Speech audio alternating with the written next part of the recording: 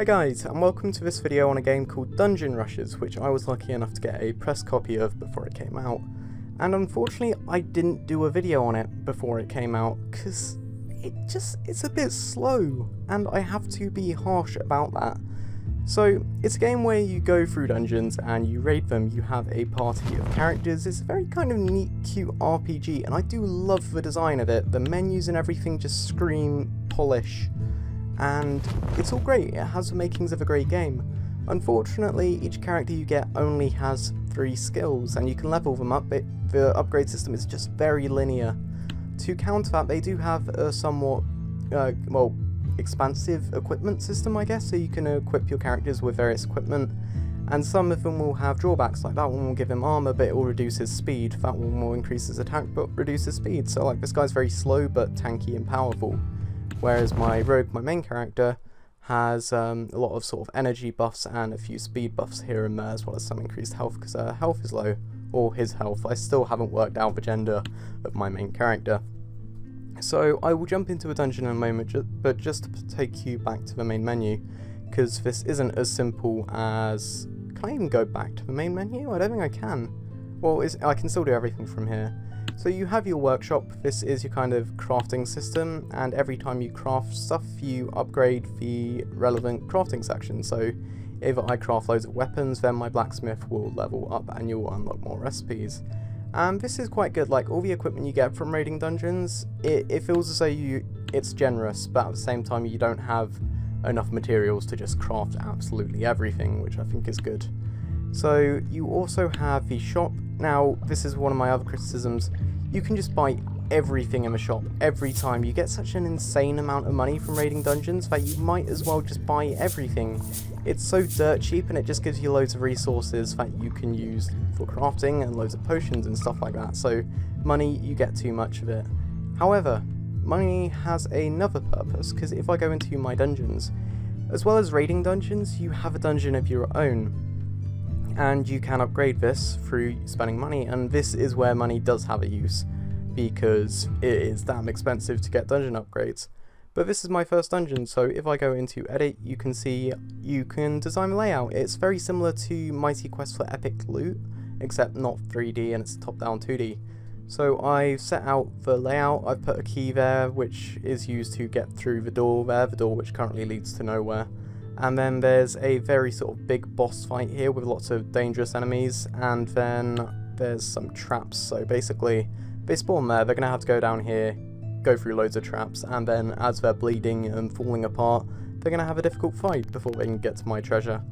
And it adds a competitive multiplayer element to the game, because if I go back out here, and I think it's the arena I want to go to, yeah, you can see the history of other players here. So that's another player's dungeon that I plundered, and I got 25 gold for it, but this is all the people who have tried to plunder my dungeon, and unfortunately people are getting too good, and they are beating it. At the beginning I defeated a few people, but yeah, there's like a matchmaking system, so you can raid other people's dungeons, and if you want you can try to ascend the ranks.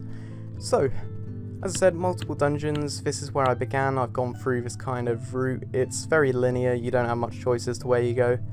But once you beat a dungeon, you can replay it on heroic mode, which is supposedly more difficult. Each dungeon has some bonus challenges. If you want to go for the heroic mode, you complete the bonus challenges, then you unlock heroic mode. My cat is just crawling over my... So if I hop into this dungeon and I show you what the actual gameplay is all about, it does have a combat system, and the combat system is actually pretty...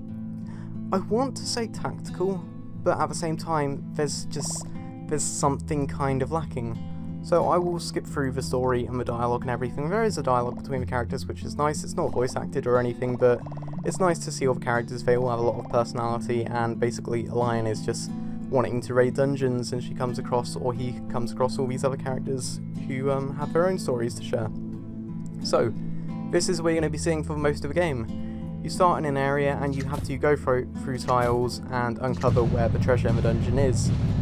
Every time you go to a tile, it has a chance to have a trap or an enemy on it, and before going into a fight or before walking into a trap, you have a chance to use character abilities.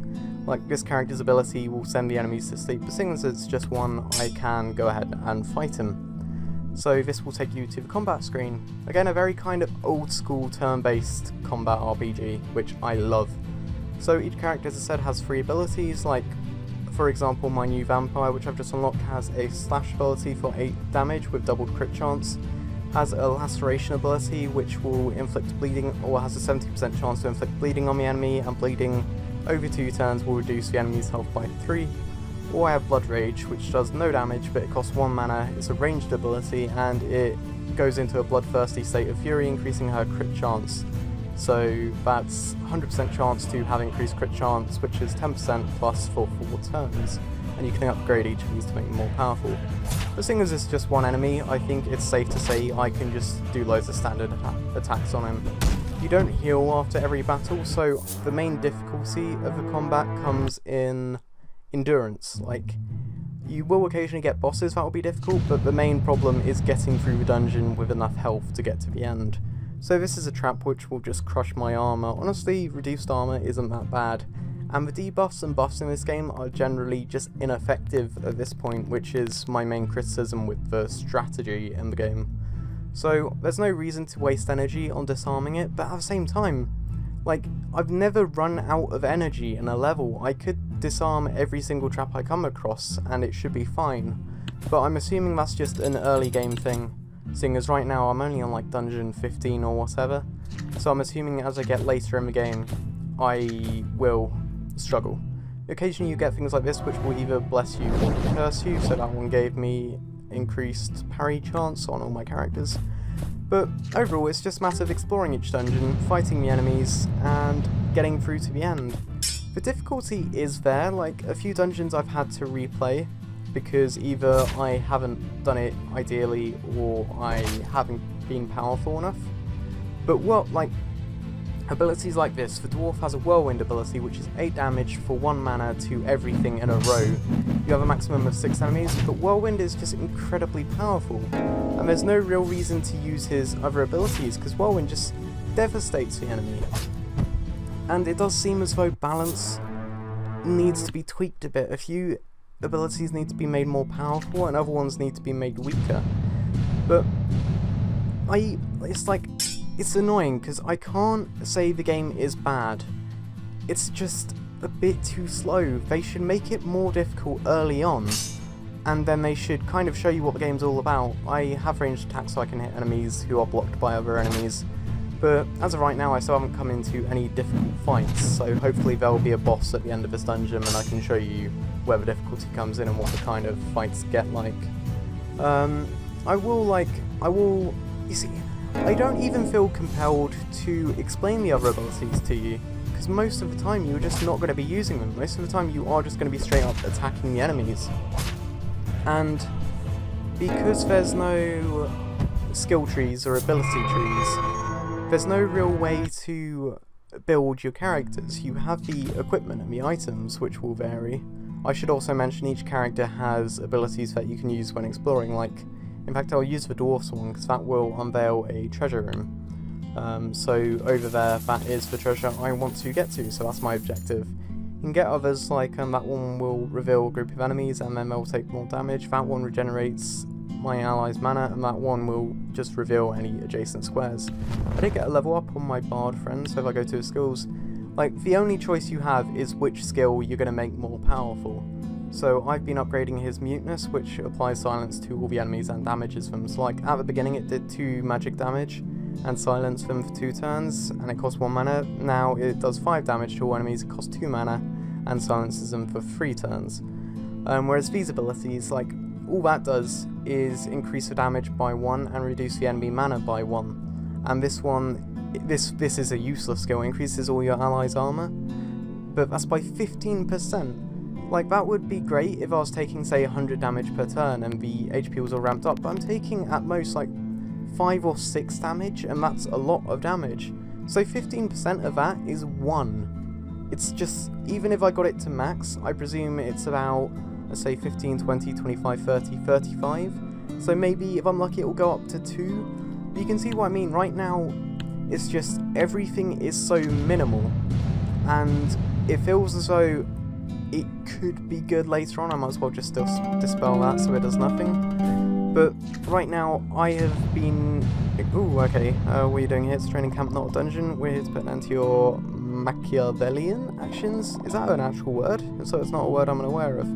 So this is a ninja goblin who's immune to poison and weakness, and just his two little cronies, I think is the word I was looking for. So he's not immune to bleed, so I could, yeah, I will maul him. Oh no, see, this is a boss, and even then I've done half his health in one shot. I can't poison him, in fact no, I can just kill him, can't I? Yeah, boss is dead. And then I can use Whirlwind and the silent skill to clean up these guys. And that, like, it's just too easy right now, and I could just click attack on pretty much everything and get through the level, and if I'm lucky I can do that on every level. Sometimes I might get overwhelmed, but it just... To say I've been playing for 2 hours, it feels as though it should be more difficult at this point. So let me actually count. It's 1, 2, 3, 4, 5, 6, 7, 8, 9, 10, 11, 12, 13. I'm on my 13th dungeon, and I think this is about 3 hours of playtime. There is like party management, so presumably you will have other characters you can swap in, but I still haven't unlocked any of them yet. It's just... And like, there's the world map, again, it all looks really cool. But I feel by this point, I should have gotten into the meaty part of the game, and I still haven't. It still feels as though I'm going through bloody tutorial. So that is my criticism with this game. Otherwise, it is good. It has the makings for a good game. It's just a bit slow, especially to begin with, and I really hope it does ramp up, but there's no guarantee it does, which is another concern of mine. But I should also mention, this game is in early access and more content is going to be added. So maybe I am being too harsh. Also, is it just me, or does this look very strikingly similar to Europe? Anyway, that's just my musings. But I hope you enjoyed this video, and if you are interested in the game, I will have a link to it in the description below, so you can go ahead and pick it up yourself. If not, just add it to your wish list to check out its development, and by all means, if the game does massively improve, then I will be doing a follow-up video. I hope I haven't been too harsh. I've just been pointing out the bad points, but there are good points I haven't mentioned, because hopefully you can work that out for yourself. This is me, Evans with Z111. Please leave a rating if you enjoyed the video, and I'll see you guys next time. This is me out.